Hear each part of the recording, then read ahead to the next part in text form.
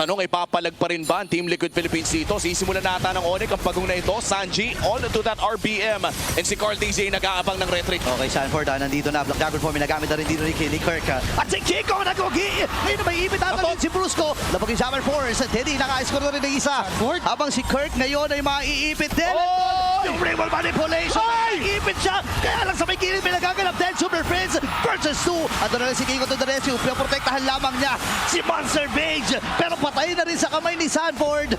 Grabe yung Stampede. Activated kagad. Sidestep Raging Sandstorm para dito kay Jay. Akala ko itadive na lang tapos may nakita pang iba. Si Carl TZ nga nag-drift pa papunta doon sa kay Kirk na oo. naipit doon sa real world manipulation. And that is expected if you're Team Liquid Philippines. Yung dive na kaya nilang gawin with this Freya on the Purify, alam niyang kapag wala ng crowd control ang Onyx Philippines, hindi na siya mapipigilan at all.